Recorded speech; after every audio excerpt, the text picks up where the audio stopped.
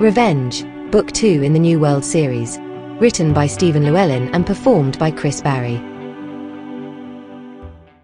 Lieutenant Nasaki was also in his happy place, engineering. He and Giorgio Baccini had really found their groove since the chief returned from the brig. The New World, or Sekai, as Hiro referred to her, was about to undertake maneuvers for which she was most certainly never designed. Impossible engineering problems, ludicrous deadlines, the engineers were in paradise. It took several seconds for them to realize they were being observed. "Captain," Hiro greeted eventually. "I didn't notice you there." "I could see you were busy." "Captain?" "Never mind, déjà vu. How are the preparations coming?" "Good, sir, Captain." Hiro saluted to cover his embarrassment as he tripped over his words. Baines smiled. Hiro was a good man, but not good with people, although he had been hiding a remarkable talent for getting information out of them, it seemed. Still shocked about the interrogation, she buried her discomfort and placed an arm around her chief's shoulders, leading him over to a couple of seats. It was good to see him back to his dear, socially inept self. Hiro sat awkwardly. "She will be ready for tonight, as promised, Captain. I wish we'd had the time to build the concrete piles under her, though. For takeoff, I mean. Still, without the pod dragging us down, we ought to be okay. When we get back, I suggest we hover to lift the pod into place. It will use a lot more fuel, but will be far safer than trying to put down with any precision in the muddy, collapsed field we're in, especially with the pod capsized as it is." Baines sat next to him. "Good work. And a good idea. Now, how are you, Hiro?" Fine. It's just that the meeting with Lemelisk this morning must have been hard, huh?" "No." Baines raised her eyebrows. "No?" "Sargo Lemelisk was probably involved in the death of my brother. He was certainly involved in the death of Giorgio's brother, and getting Sekai lost in the Cretaceous." She waited for more, but clearly the engineer thought he had all the bases covered. Perhaps he had. Shrugging, she rose from her seat and said, "I can't argue with that, Hiro, but of all the people on this ship, I never expected—" She let the sentence hang. What had she expected? He helped her out. "They don't see us as people, Captain. Just tools to be used. So I saw him as a tool that wasn't functioning correctly, and simply applied more power until it did. I think it worked." The question was in his eyes more than his words. Baines was unsure whether he sought vindication or consolation, sure only that he did not require her forgiveness. He was not sorry for his treatment of the prisoner, merely concerned that he may have hurt their cause, a situation that remained to be seen. She decided to hedge any deeper uncertainties for now. "You got the locations of the brig and wormhole drive on that ship out of him, didn't you?" "Hi," Hiro acknowledged softly. Always such an innocent soul, she could not help wondering if something had broken within the chief. "What are these creatures doing to my poor, poor crew? I must stop them. Even if it destroys me, I must."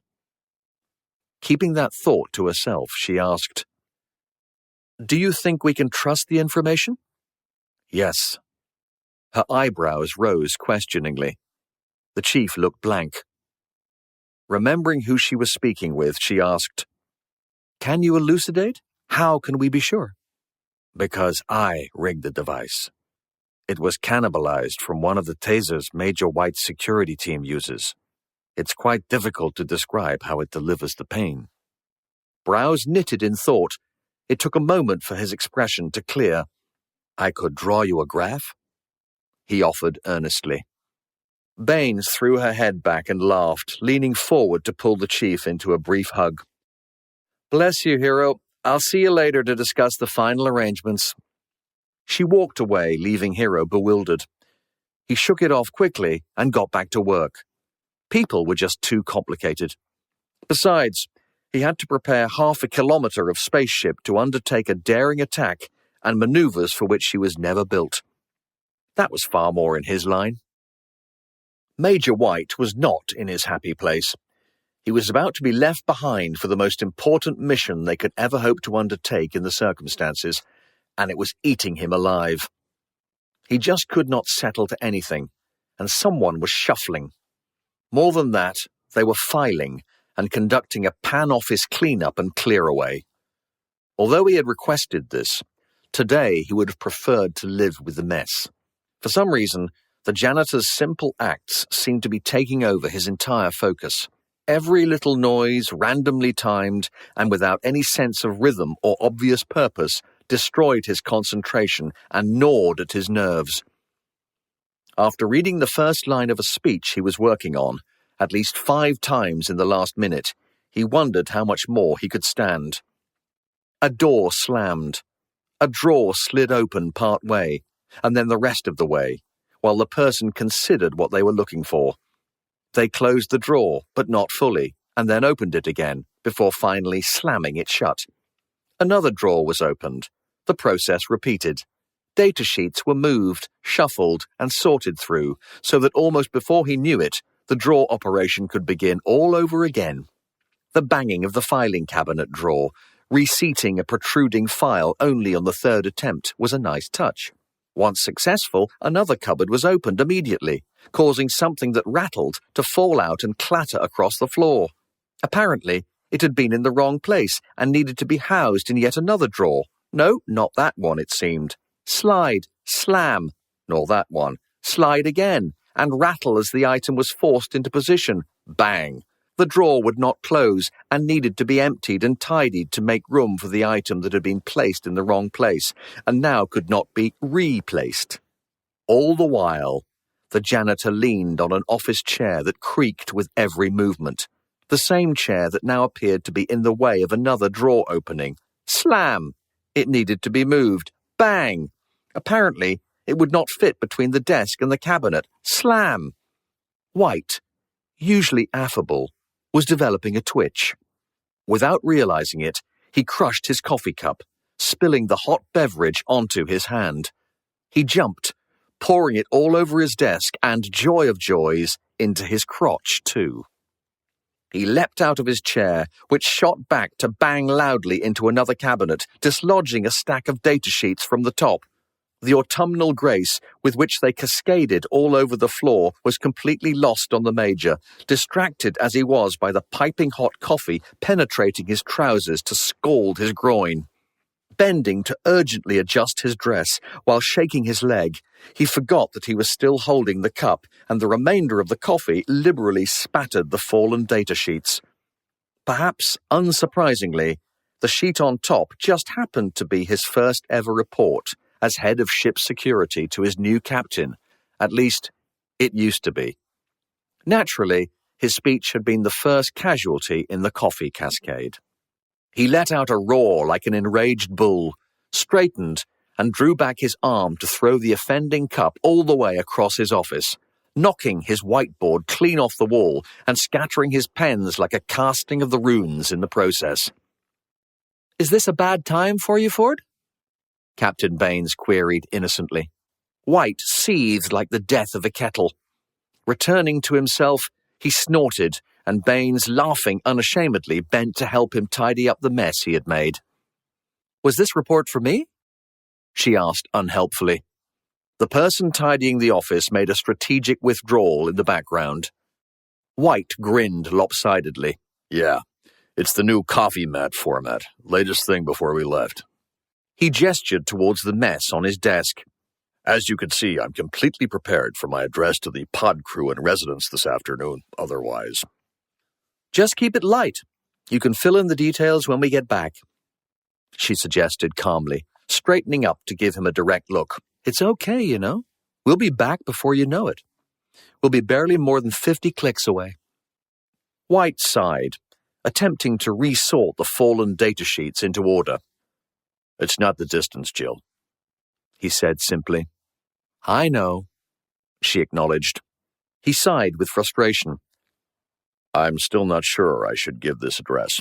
It tips our hand and might even start a panic.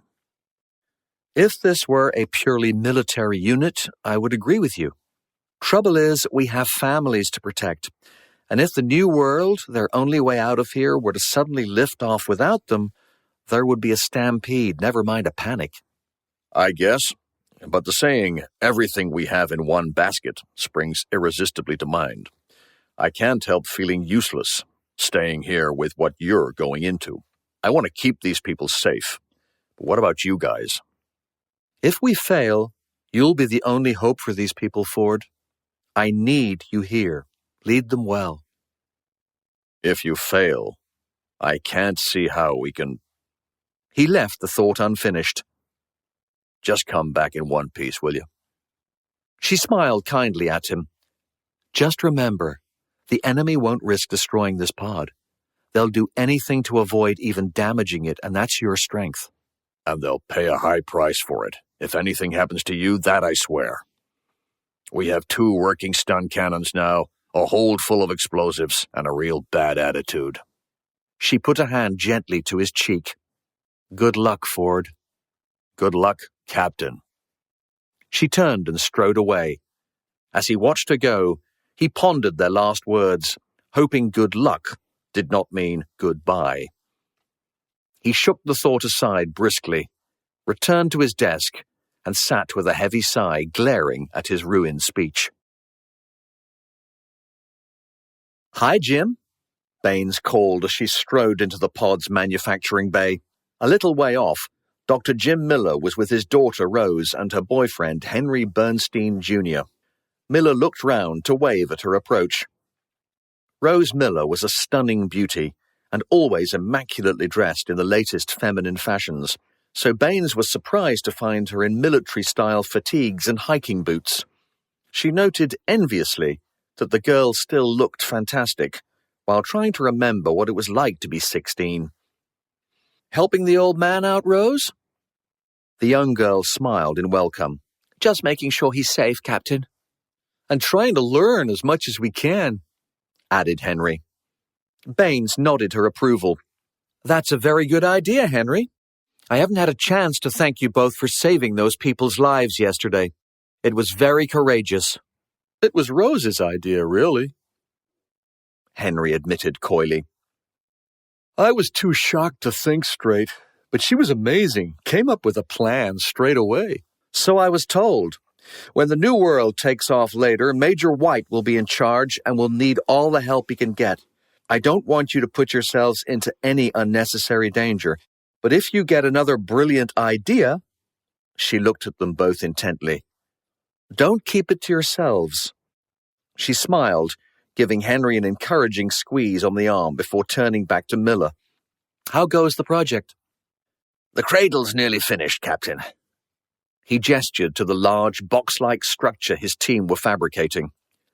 It should easily carry one of our personnel carriers suspended under the New World like we planned. There would be no time to stop and set down when they arrived at their destination. Ergo, the truck would need to be dropped off quickly if it was to provide support for the people on the ground. That, and a way home when the New World left theatre.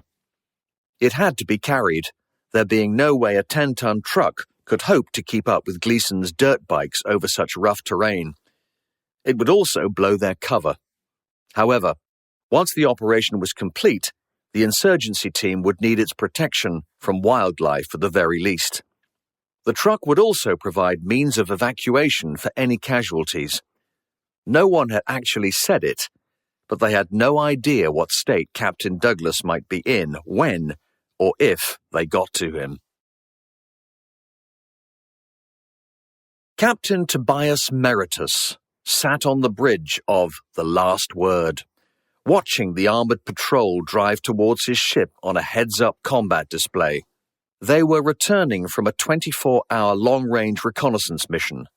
Meritus had insisted they test the entire area strategically, looking for any weakness in their location. He also had several teams out on foot, evaluating their immediate vicinity, and any routes Douglas's people might use to launch a ground assault on their position, however unlikely. He knew they had no aircraft capable of threatening him.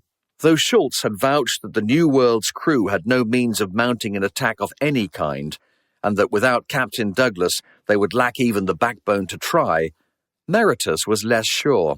Schultz's confidence was absolute, but he saw only hubris, so he kept the last word on high tactical alert. It was his call. He knew they appeared to be holding all the cards, but there was something about Douglas's reputation that gave him pause. Enemy or no, the man was worthy of admiration. He would be unable to help his old crewmates directly, Meritus had seen to that, but he was the sort of leader who inspired people. They might just come after him, regardless of the danger. Despite the awesome size of the New World, his battleship had the power to destroy it at will.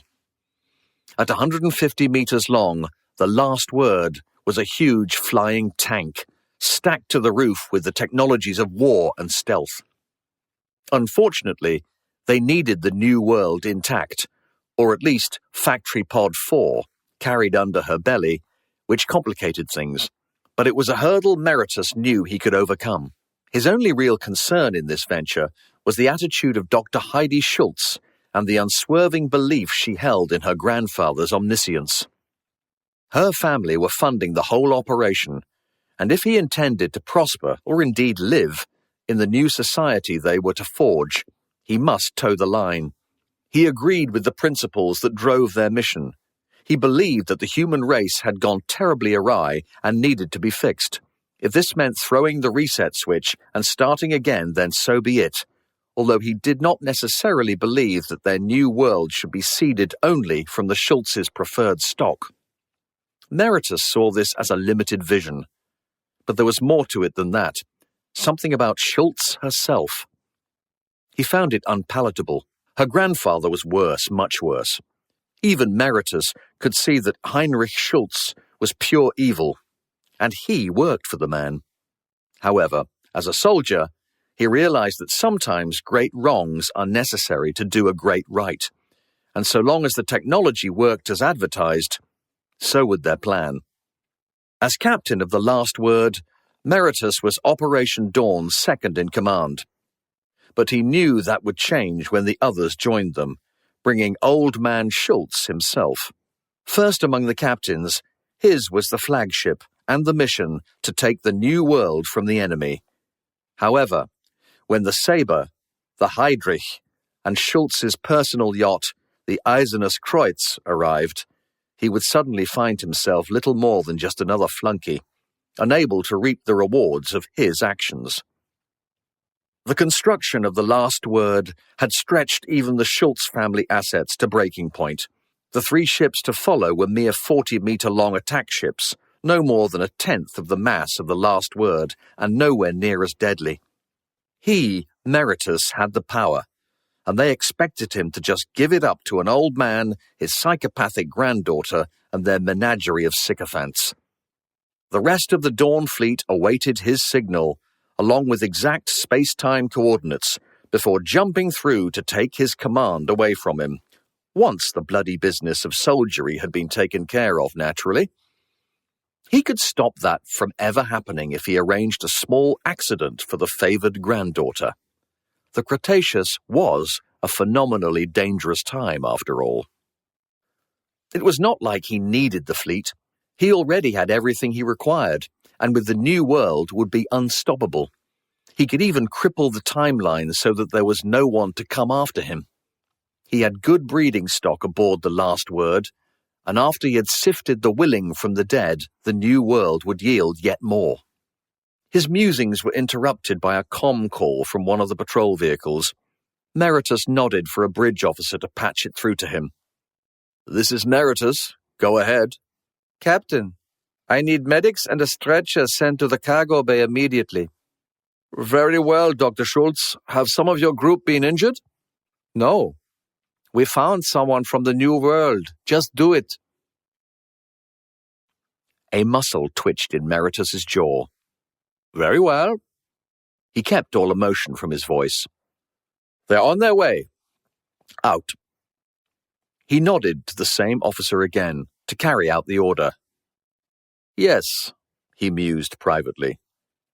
The Cretaceous was a very dangerous time. Anything might happen. 1630 hours. The triumvirate sat around the table in the meeting room off the New World's bridge. It was a while before anyone spoke. Anxiety thickened the air as the time drew near for the first team to leave. Baines opened her mouth to speak when Lieutenant Singh entered from the bridge in a heightened state. "Captain," he blurted, "I've just downloaded the latest telemetry from the satellite. This is the third pass, and I think it will be the last." Concern crossed the faces of the council. "What's happened to it?" Patel asked peremptorily.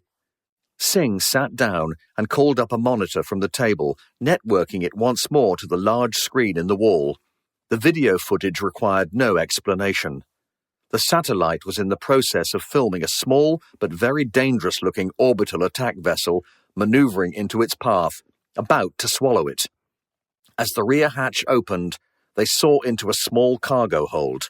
Once inside, the hatch presumably closed behind the satellite, sealing it in. Lights came on with the gravity, and the satellite dropped suddenly, hitting the deck hard. The picture was now canted over to one side as they watched a uniformed man enter, grinning at the little piece of technology dropped in from the void. Baines jumped to her feet. "We can't let them keep that asset!" She looked at Singh, her mouth set. "Detonate it!" Singh's eyes widened. "It's inside their ship." "I can see that. Do it!" The young man on the screen was kneeling to look more closely at the satellite. He still appeared to be grinning, but the sudden exposure to atmosphere had caused ice to flash form over the satellite's frigid carapace, obscuring the lens. "Jill!" Mother Sarah cried out, also jumping to her feet in horror. Patel said nothing and remained seated. "Not another word!" Baines snapped, raising her index finger. She turned back to Singh. "Damn it, Sandy, do it now!" Singh had prepped the self-destruct, but now just stared at the wall monitor as if in a dream. Baines leaned over and hit return on the keypad. The satellite feed snapped to white noise for a second before the screen, sensing the loss of signal, flicked to the ominous black of standby. Silence. "Jeff." Lloyd stirred, but barely. He was not quite sure if he had heard. "Jeff." He had heard. He must be awake. Ouch. Yes, he was awake. The pain he felt was unequivocal. "Jeff. Are you... Be okay. Hear me? It's me, Jeff." It was like listening to a poorly tuned analog radio station, drifting in and out. He only caught snippets of what was said. He tried opening his eyes. Ouch, that was a mistake. His injured side made his insides feel like they might yet become outsides. He steeled himself. "What?" he tried. "Jeff, it's me." It was a man. Of that, at least, he was sure. He was very briefly glad that it was not Heidi Schultz. Maybe she was merely part of what had been a very bad dream. He had spent days on his own, after all, almost going out of his mind with fear, loneliness, and pain. Despite this, he was lucid enough to know that there were two people he very definitely never wished to see again, and Schultz was certainly one of them. The other was... "It's me, James Douglas." Oh, Christ. Lloyd hated his life. Revenge, Book 2 in the New World series. Written by Stephen Llewelyn and performed by Chris Barrie. New installments are uploaded weekly. Don't forget to subscribe. And if you enjoyed this episode, please leave a like or comment. Visit the link in the description for free New World companion stories, available for download as ebooks.